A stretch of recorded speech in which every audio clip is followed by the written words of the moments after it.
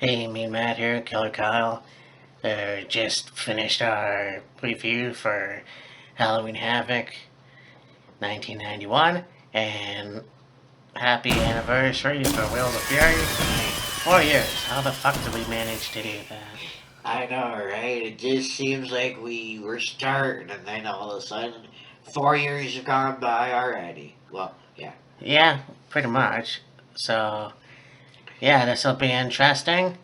It's an unedited video, and you'll see how or why I edit it. So, anyways, Wheels of Fury Season 4. Coming at ya! Hey, me and Matt here. Beside me, Killer Kyle. Welcome to Wheels of Fury.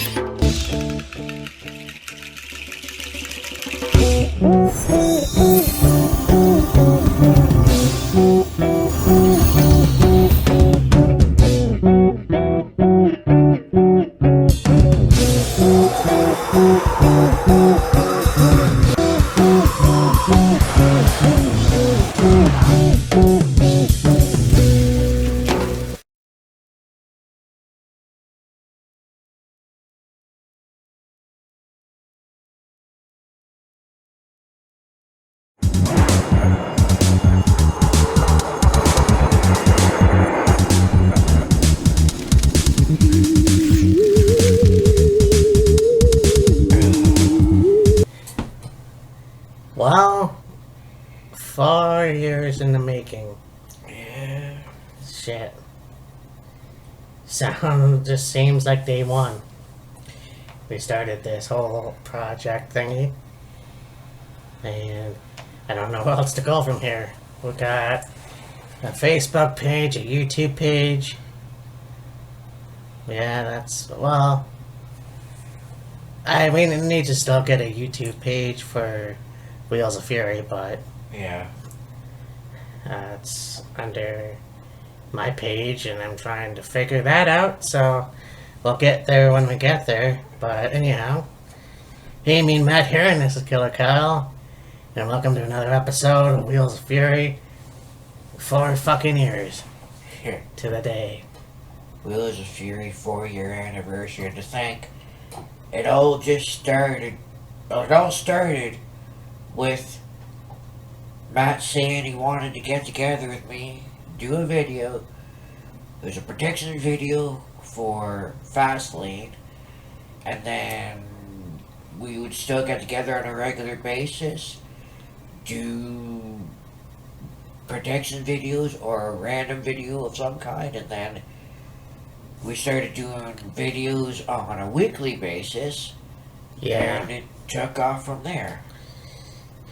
Yeah, so I mean that's kind of where I think each year we try to change it up a little bit, and I think doing a video every once in a while, unless it's a pay-per-view, and I mean WWE and AEW seem to, well, even Impact seem to have a pay-per-view each month, so we do that, and then like we're gonna do now, because it's the 4-year anniversary, we're going to talk about Halloween Havoc 1991.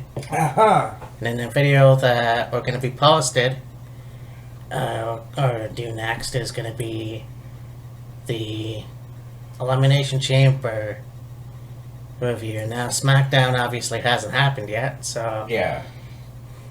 I figure, what the hell, let's just fucking do it, and I'll add shit when I, edit this video afterwards. Yeah. Now, I usually edit our videos because we do a lot of pauses or or whatever, but Yeah.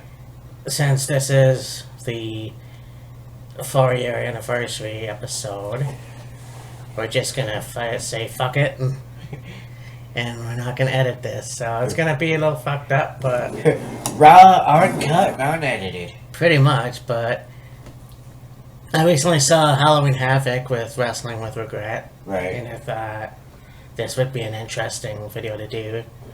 Not only does it have the most infamous match on there, but it would be pretty cool just to see what happens. And I don't know, have you watched Halloween Havoc 91? I remember the most infamous match from this card, and I'll say it was real interesting what happened, and the rest of the card we'll go over it as it comes along, and yeah. Right. One thing I was thinking of though is, I don't know about you, but when, excuse me, the calendar turned over to 2020, January was like, okay, we did our protection video for Hard to Kill, and then there was a bit of a lull, and then we did the protection video for the Royal Rumble. Yep. So we did 2 videos in January, but then after the Royal Rumble, once we got to February and now just starting March, things have just taken off exponentially. Oh, I know. Yeah, I had no idea that all these organizations would have a pay-per-view in 1 month.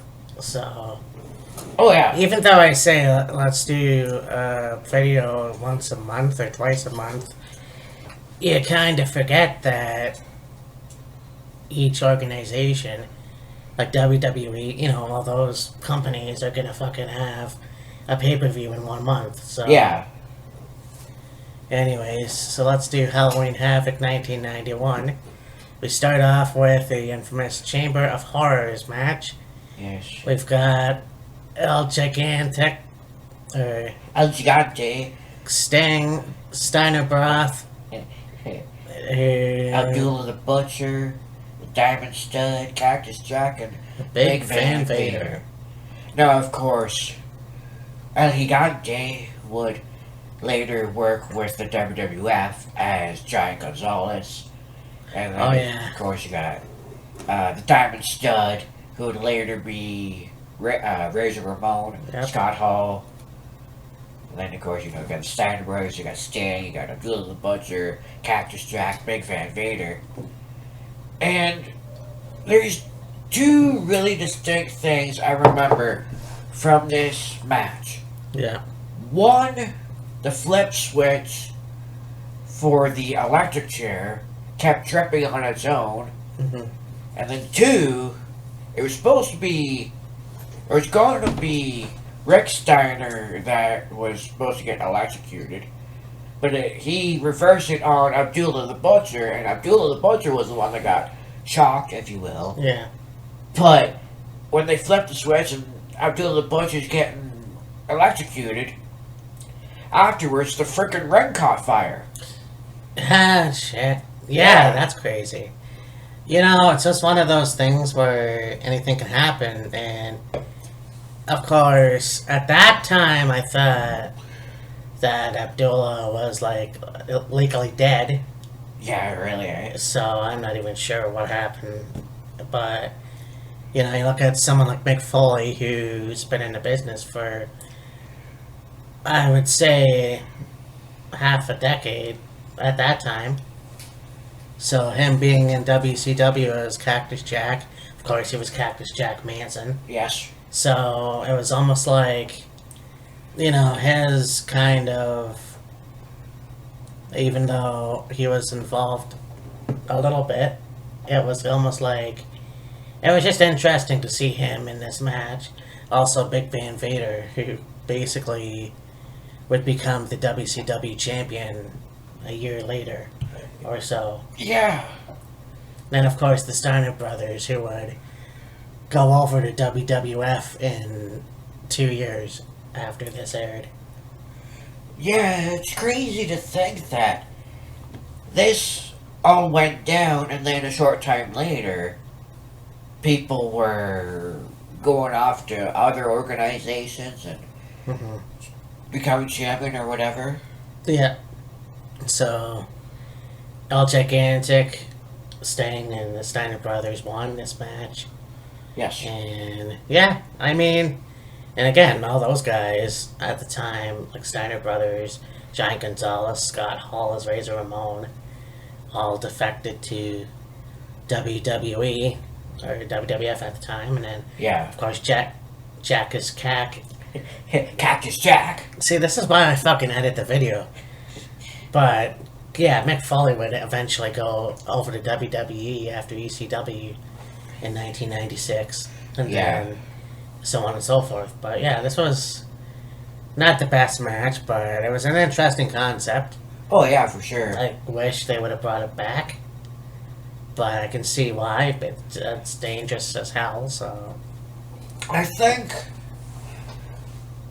when they realized kind of how much of a flop this match was, mhm. I mean, there wasn't really anything bad about the match necessarily.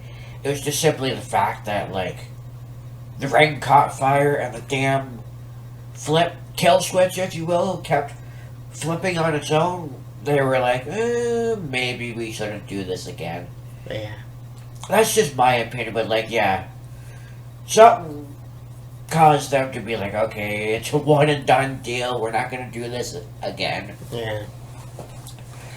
So then we go on to Big Josh and PN News versus the Creatures. Creature 1 and Creature 2. Who are the creatures? No idea. I have no fucking idea. But Yeah.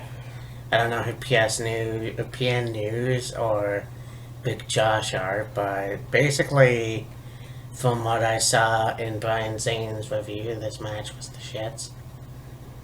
But a lot of the WCW matches at that time were.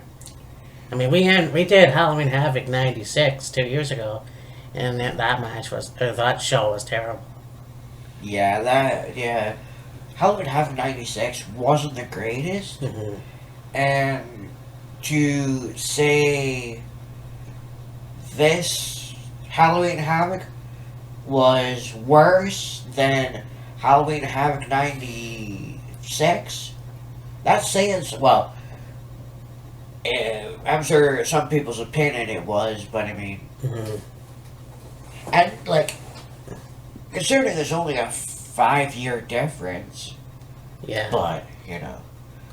So then we go on to Bobby Eaton and Terrence Taylor. Yes. Now Terrence, obviously Terry Taylor, Terry Taylor. who was, I have no idea where he was going with this, but he was accompanied by Alexandra York and the York Foundation. Well, Of the York Foundation. Yes. And of course, Alexander York would later be, Terry Reynolds. I was trying to think of, Oh. with Gold Dust. Melina. Marlena of Gold Dust, yes. Yeah. Yeah, it's funny. It was years ago watching a review of, I think, Brian's, and seeing Terry Reynolds in the WCW, Yes. and it was like, yeah, this is pretty cool. Because, I mean, I like to see how they start in the business, but Oh, yeah, for sure. yeah, from what I remember, this match was interesting. Yeah. And I think Bobby Eaton, too, one of the best take team wrestlers at that time. Oh, for sure, hands down. Stan Lane. Yeah, Stanley. And yeah, this was at the point where the Midnight Express split up, and Bobby, of course, was in WCW, and I'm not sure what happened to Stan, but Bobby basically was a heel. He was working with, he was kind of on his own, and then he ended up with Paulie Dangerously in the Dangerous Alliance. Right. And, yeah, Terrence Taylor, of course. Alexander York of the York Foundation, and then he had Terry's had one of those careers where you remember it, but you kind of remember it for all the wrong reasons. Yeah. Like when I started watching wrestling, he came back to WWF in like mid '93 maybe, and like before then, I had no idea who he was until reading my brother's magazines and seeing that he was the Red Rooster. Yes. That was a joke, but he's still an agent in the business. Yeah. So, but Bobby Eaton won.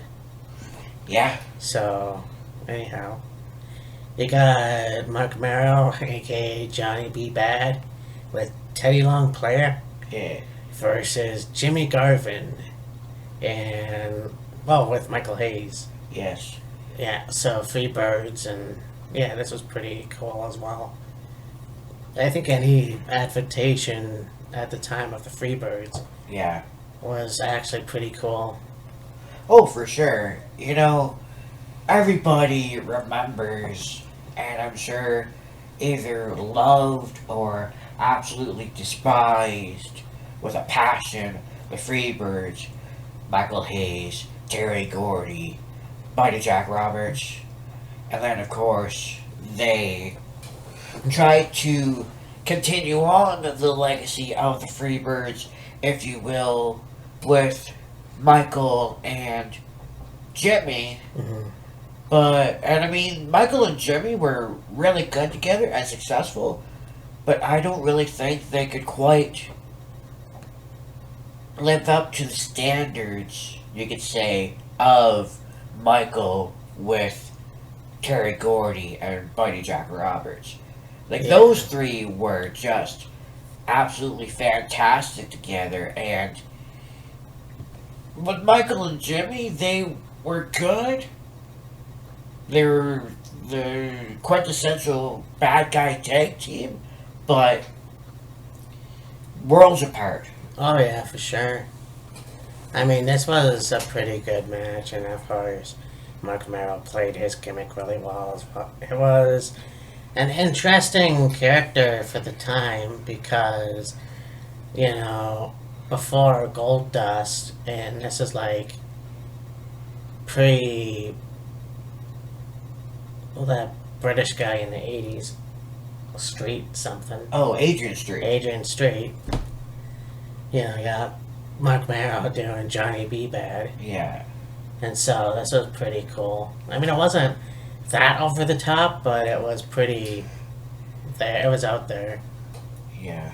So now you got this match for the WCW World Television Championship. The two Texas men in Stunning Steve Austin with Lady Blossom. I guess that was Deborah. I think. Possibly, yeah. Yeah, versus Dustin Rhodes. Yeah. Gold Dust versus Stone Cold. Basically, yes. Yeah. Pre-Gold Dust and Stone Cold. And you look at Steve Austin's career in the early days and just, it's pretty cool. And I'll keep saying this forever, but like, seeing these guys when they're young and they can still move and, you know, they don't have issues, I guess. I don't fucking know. But Steve Austin with the hair and the gimmicks in WCW with like Stunning Steve, and then the Hollywood Blondes with Brian Pillman, and then of course being the United States champion and then being a tag team champion and that. Television champion. Yeah, so. And of course you got Dustin Reynolds, who's, you know, famous for being Dusty's kid at the time. And this is like pre-Cody. Yes. I guess. And, you know, fun fact, I can't remember what pay-per-view it was, but, and I probably mentioned this in the video, but seeing Cody at, I believe, 12 years old, or even younger, on the WCW pay-per-view. Yeah. So, this match was really good, too. And unfortunately ended in a no contest. Time limit draw. Yeah, when you got two talents the caliber of Dustin and Steve, you can for sure guarantee going to be a good match, and just the quality of the competitors that they were. Not really a surprise that they went to a time limit draw. We would have liked to have seen a winner, but, you know, Yeah. kind of just the way it went at that point in time. Yeah. So we go on to this match. Brian Casimir. Bill Kazmaier and Oz. Yep. Or Kevin Nash. Kevin Nash, Diesel, Vinny Vegas, Yeah. whatever you want to call him. Yeah, that was him. And Bill Kazmaier, I'm pretty familiar with. He only wrestled for WCW, I think. Maybe another organization. But he... Let's say, you could say wrestling really wasn't his thing. Bill Kazmaier, mostly noted for being a strongman. Yeah. And entering the strongman competitions, and I think he won in like 80s, early 90s, early 80s, anyways. Yeah. And then he got into wrestling, and he wrestled for a little bit. He did okay. I don't remember him ever holding a championship, but I mean, still very good. And of course, we all know about the career of Big Kev. Oh, God, yeah. So, I mean, it's just a surprise seeing that somebody actually defeated him.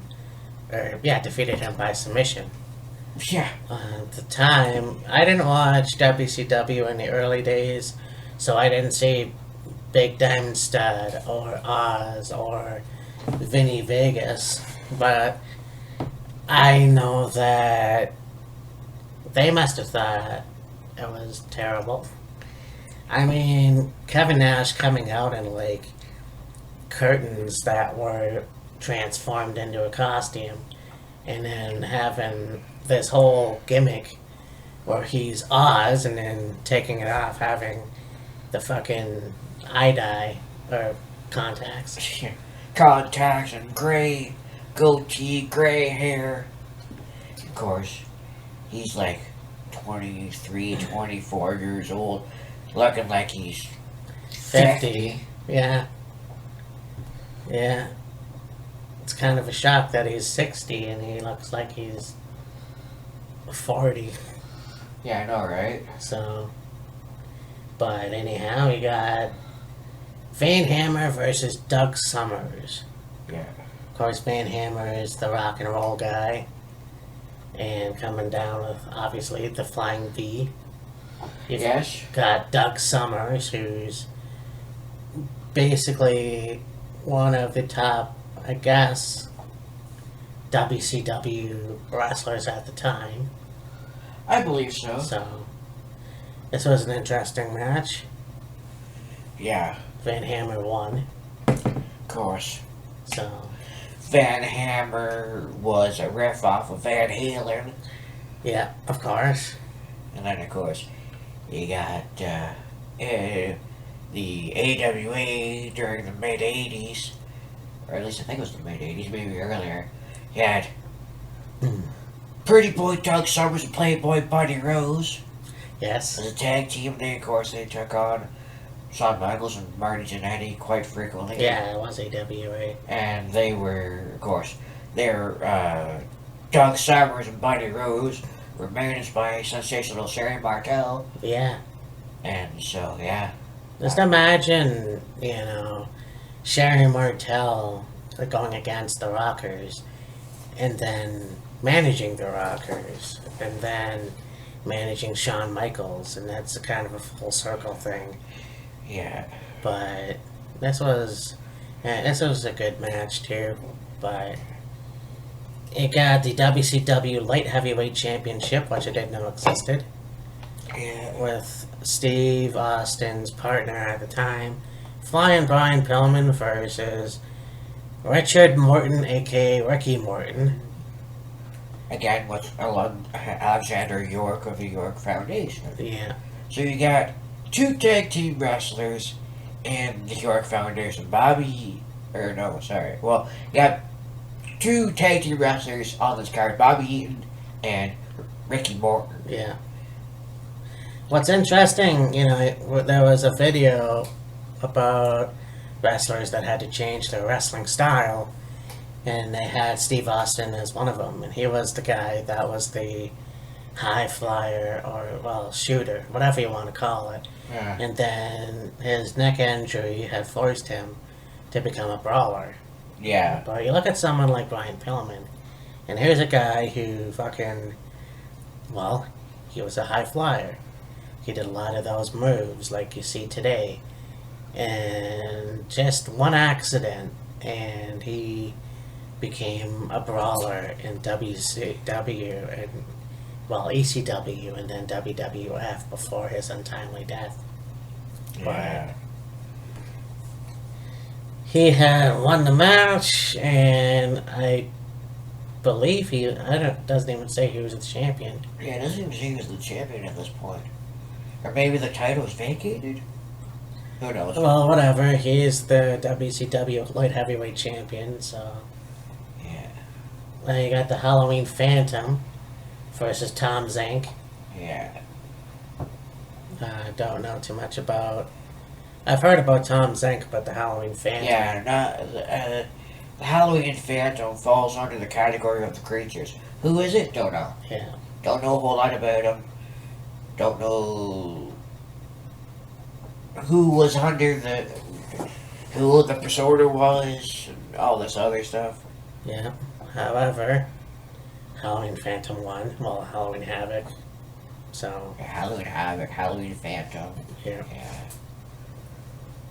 And you got the Enforcers of Arn Anderson and Larry Zbyszko against the Patriots of Todd Champion and Firebreaker Chip. This is for the WCW World Tag Team titles. Yeah. Isn't it funny how Larry Zbyszko was a long-time wrestler at this point, and then I'm not even sure what happened, if he got injured, but then he became like a commentator with Shivani in WCW. So, I mean, you also have Arn Anderson, who was basically injured at some point, and then he had to retire. But these guys were vicious too.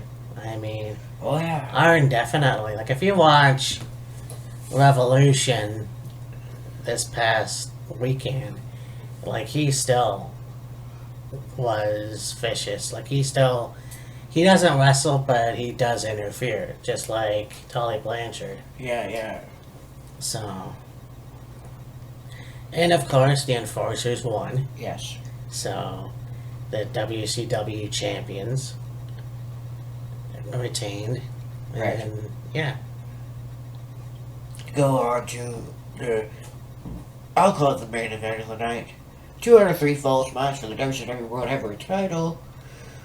Lex Luger as the champion, been accompanied by Harley Race and Ron Simmons, or I guess Ron Simmons, with Dusty Rhodes, Daddy. Daddy. The American Dream Death to Mouth, Daddy. Oh yeah. Yeah. It's kind of cool to see that Ron Simmons would go on to be the first African American champion in WCW a year later. Yeah. But here, just a 2 out of 3 fall. Yeah, 2 out of 3 falls match. I'm regretting this already. But it's kind of cool just to see these two guys go at it. And Lex Luger has been in the business now for a long time, and at this point too, just having the title, and I'm not even sure if he ever got the WCW title itself. Right. You know, him as AWA champion, and then going on to, I think he was NWA champion at one point. Yeah. And then the WCW, what the fuck was it? No, I can't remember. The world title? The world title, so. Yeah. Oh yeah, he was world champion. Right. So, I mean, and then going off to WWE, which unfortunately he didn't get shit, so that's too bad. But I mean, this guy definitely deserved a lot more in that company, I think. Like I said many times, he was what Vince McMahon wanted. He Yeah, was Mr. America. He was built like a. Well, he wasn't exactly built like a British shit house, but he was fairly well put together. yeah. He had the chiseled physique. But he ended up beating Ron Simmons at this match. Yes. And I'm not quite sure how many matches they had after this, but like I said earlier, Ron Simmons would go on the next year to win the world title. Yep. So, hey, we did it. And it's not even that long. But I thought we would do this one and fucking make it like an unedited, uncut. It's usually uncut anyways, but Yeah. unedited thing. Just to see how I can, or how we leave our mistakes in or whatever. Yeah. When we have a lot to process sometimes, and it's hard to get it out. But Yeah. and I know that when I started YouTube, that's why I never edited my videos, because I didn't know where the fuck to start. Yeah. So, anyways, I'll be back with Elimination Chamber, which is going to be Sunday, and that will be edited. So, Yeah. for me and Matt, this is Killer Kyle. Happy fucking anniversary. I. And yeah, hopefully, well, I'm pretty sure that we'll keep going as long as we can and make things interesting a little bit more. Yeah, for sure. But anyways, yeah, we'll talk to you soon. Deuces.